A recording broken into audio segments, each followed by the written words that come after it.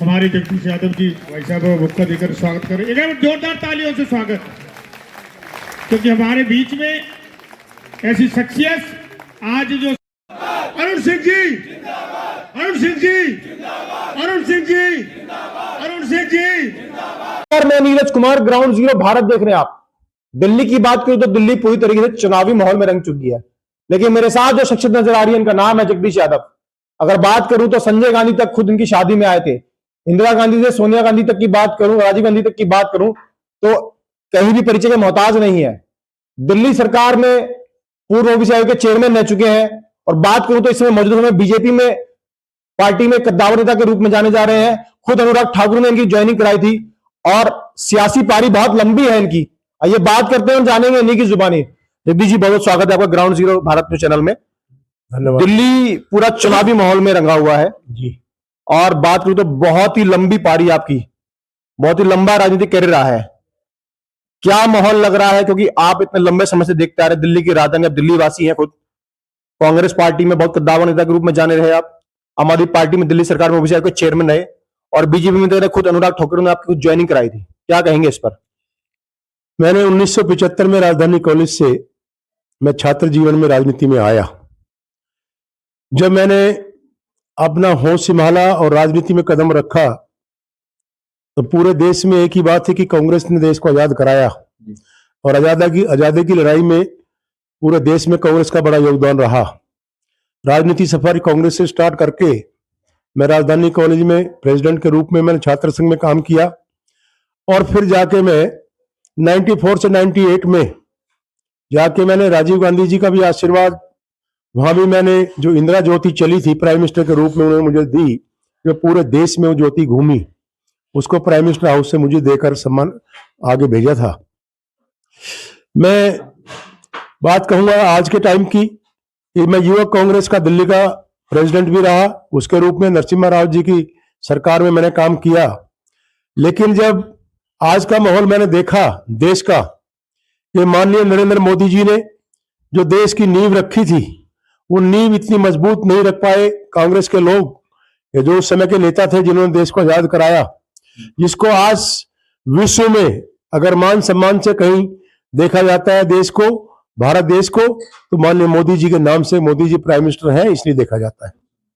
तो आज मैं भारतीय जनता पार्टी, मैंने मोदी जी का नेतृत्व स्वीकार किया और मैंने सोचा कि जो मेरे जीवन का जो समय बचा है मैं देश की एक मजबूती के लिए, जो माननीय मोदी जी का सपना है कि देश का 1947 में देश को विश्व गुरु के रूप में देखना चाहते हैं, जो इस देश की अर्थव्यवस्था जो विश्व में सबसे बड़े चाहे डॉलर हो उनसे मजबूत करना चाहते हैं, अगर किसी का में है वो मादा, तो ऐसा देश का नेता प्रधानमंत्री नरेंद्र मोदी जी हैं। और मैंने भारतीय जनता पार्टी को नरेंद्र मोदी जी के काम को देखकर ज्वाइन किया और अब माननीय सांसद और राष्ट्रीय महामंत्री जी अरुण सिंह जी, उनका मैंने काम करने का एक अलग नजरिया देखा।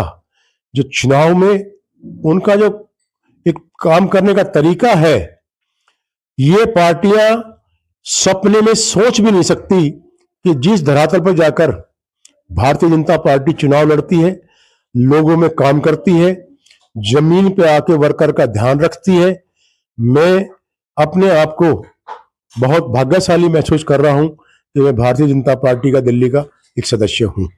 खुद अरुण सिंह जी आज आपके निवास स्थान पर आए और आपने बहुत बड़ी विशाल जनसभा रिटाला विधानसभा से जो बीजेपी के प्रत्याशी कुलवंत राणा, उनके संदर्भ में रखी, उनके समर्थन में रखी आपने, और अरुण सिंह जी खुद इस रैली में आए। क्या कहेंगे इसको लेकर के?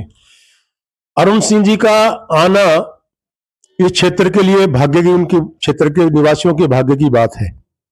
अरुण सिंह जी दिल्ली की राजनीति के वो कड़ी है कि वो जब कुर्सी पर बैठकर पार्टी के संगठन महामंत्री के रूप में काम करते हैं तो वो एक महामंत्री के लिए दायित्व निभाते हैं, और जब चुनाव की बेला में उतरते हैं वो, तो एक जो हमारा पोलिंग एजेंट होता है, पोलिंग का जो हमारा इंचार्ज होता है, तो जो पोलिंग का हमारा इंचार्ज है पोलिंग बूथ का, उसके साथ एक वर्कर बनकर वो काम करते हैं।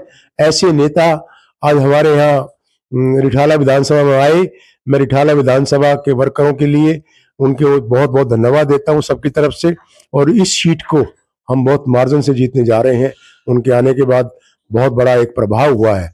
और खास तौर पर जितना रिठाला गांव इन लोगों ने एक संकल्प लिया है कि हम कुलवंत राणा को 100% वोट देकर जिता के भेजेंगे और यहाँ से भारी अंतर से जीत होने जा रही है। आपके जुड़ने के ताकत दिल्ली प्रदेश में बीजेपी की बड़ी है, और क्या लग रहा है कि कितनी सीटें बीजेपी की आएंगी? क्या सरकार बनाने में कामयाब होगी?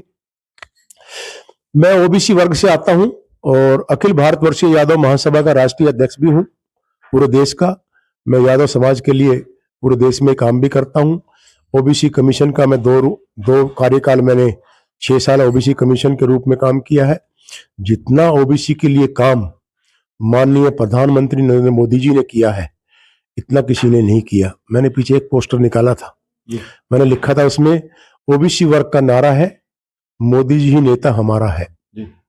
और मोदी जी ने, मैं जब पिछली बार चेयरमैन था माननीय मुख्यमंत्री शीला दीक्षित जी के कार्यकाल में, मैंने वो समय देखा, और जब से अब माननीय मोदी जी ने ओबीसी को संवैधानिक दर्जा दिया है, उसके बाद जो ओबीसी की ताकत बनी है कमीशन की, अब की बार मैंने कम से कम 10,000 बच्चों की मदद की है वहां जो नौकरी में उनको दिक्कतें आई, एनसीएल के बारे में या ओबीसी सर्टिफिकेट के बारे में या किसी और रूप में। वो सब ताकत कमीशन को, ओबीसी कमीशन को संवैधानिक दर्जा देकर माननीय मोदी जी ने उसको ताकत दी।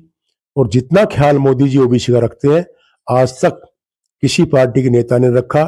अगर कोई असली सपना पूरा करने का संकल्प किसी में है, अंबेडकर जी का, माननीय अंबेडकर जी का सपना पूरा कोई करने वाला नेता है, तो उसका नाम नरेंद्र मोदी जी है।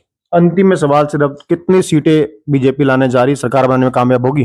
50 सीटें बीजेपी लेके आ रही है, बहुमत से हमारी सरकार बनने जा रही है। तो मेरे साथ ये जगदीश यादव जी थे, पूर्व दिल्ली सरकार में ओबीसी आयोग के चेयरमैन रहे, और मैं बात करूं तो बीजेपी के अब कद्दावर नेता के रूप में जाने जा रहे हैं। पूरी ताकत इन्होंने झोंक दी है दिल्ली प्रदेश में बीजेपी को जिताने के लिए। राज्यसभा सांसद अरुण सिंह खुद यहां मौजूद आए और चुनाव प्रचार किया।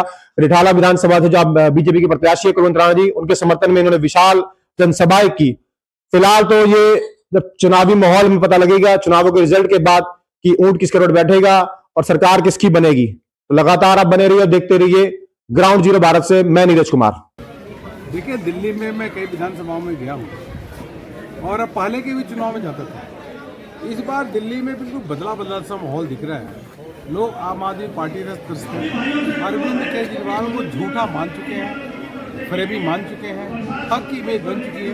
इसलिए दिल्ली में इस बार प्रचंड बहुमत के साथ बीजेपी की सरकार बनेगी मोदी जी के नेतृत्व में। और रिठाला में तो यहाँ के प्रत्याशी कुलवंत राणा बहुत ही लोकप्रिय हैं, रिकॉर्ड मतों से जीतने जा रहे हैं।